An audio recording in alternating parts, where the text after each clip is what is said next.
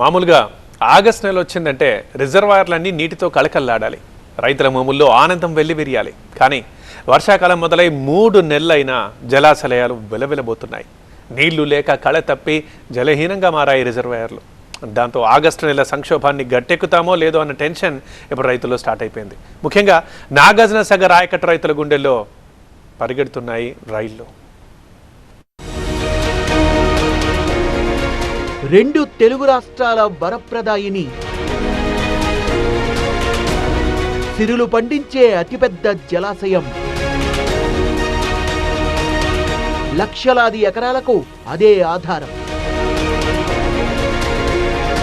కానీ ఇప్పుడు నీళ్లు లేక వెలవెలబోతోంది. 2 తెలుగు రాష్ట్రాలకు అత్యంత కీలకమైన సాగునీటి ప్రాజెక్ట్ నాగార్జున సాగర్. ప్రతి ఏటా ఆగస్టులోనే ఆయకట్టుకు సాగునీరు విడుదలయ్యేది. కానీ ఇప్పుడు సీన్ రివర్స్ అయింది. సాగునీటి కోసం ఎదురు చూసిన రైతన్నలకు నిరాశ మిగిలింది. 590 అడుగుల నీటి మట్టం, 312 టీఎంసీల సామర్థ్యం కలిగిన సాగర్ లో ప్రస్తుతం 535 అడుగుల నీటి మట్టం, 179 టీఎంసీల నీళ్లే ఉన్నాయి. కృష్ణా బేసిన్ లో కురిసిన వర్షాలకు ఆల్మట్టి, నారాయణపూర్, జూరాల, శ్రీశైలం ప్రాజెక్టులు నిండాయి. కానీ సాగర్ మాత్రం నీళ్లు లేక వెలవెలబోయింది. సీజన్ లో కేవలం 50 టీఎంసీల ఇంట్లో మాత్రమే రావడంతో ఆయకట్టుకి నీరు విడుదల చేయలేని పరిస్థితి నెలకొంది.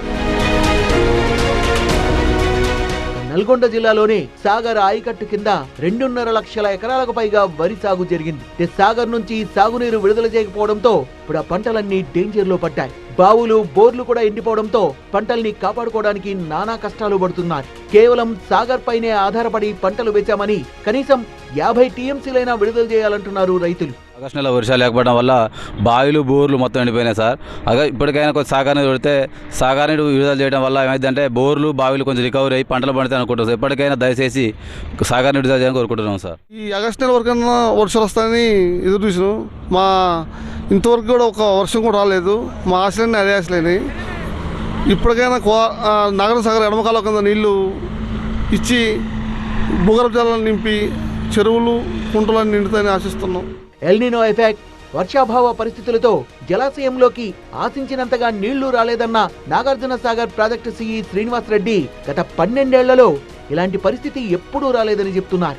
కృష్ణా బేసిన్ నుంచి కూడా ఊహించినంత ఇన్ఫ్లో రాకపోవడంతో సాగర్ నీటి మట్టం పెరగలేదన్నారు. ప్రస్తుతం ఉన్న నీటిని కేవలం తాగునీటి అవసరాల కోసమే వినియోగిస్తున్నట్టు చెప్పారు. ప్రెజెంట్ సిచ్యువేషన్ చూస్తుంటే సీజన్ లో ఆయకట్టుకు సాగునీరు విడుదల చేసే పరిస్థితి లేదంటున్నారు నాగార్జున సాగర్ సి.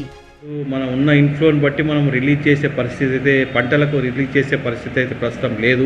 గవర్నమెంట్ ఇప్పుడు ఏంటంటే తాగునీటి కోసమే ప్రిఫరెన్స్ ఇస్తున్నది. కాబట్టి వచ్చే సూపర్ ఎల్నినో అది జూన్ 2027 వరకు మనము తాగునీటి కోసము మనము రిజర్వాయర్లో నింపుకోవడం ఫస్ట్ మా ఉద్దేశం.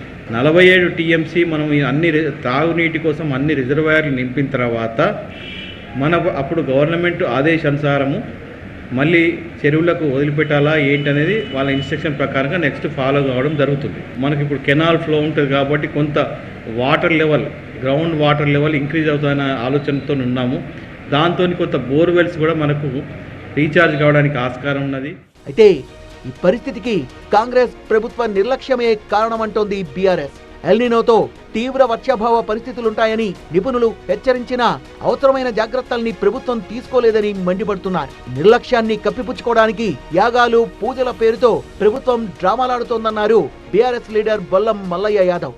నీళ్లు లేక ఎల్నినో ప్రభావం అని చెప్పి ఒకవైపు శాస్త్రవేత్తలు ముందస్తుగానే హెచ్చరిస్తే, నీటిపారుదల శాఖ మంత్రిగా దానికి కావాల్సిన ముందస్తు జాగ్రత్తలు తీసుకోవాల్సిన బాధ్యత కలిగిన మంత్రి నీళ్లు కళ్ళ ముందు పోతుంటే ఇవ్వకుండా యజ్ఞాల పేరు మీద, యాగాల పేరు మీద ప్రజల్ని మభ్యపెట్టే ప్రయత్నం చేస్తా ఉన్నాడు. ఇవాళ నాట్లేసుకొని నీళ్ల కోసం ఎదురు చూస్తున్న రైతాంగానికి భూగర్భ జలాలు పెరగడానికి ఉపయోగపడే నాగార్జున సాగర్ నుంచి నీళ్లను వదిలిపెట్టి చెరువులు నింపాల్సిన బాధ్యత ఉన్న ఉత్తమ్ కుమార్ రెడ్డి నిమ్మకు నీరెత్తినట్టు కనీసం మాట్లాడకుండా హెలికాప్టర్లలో చక్కర్లు కొడుతూ ఉన్నాడు.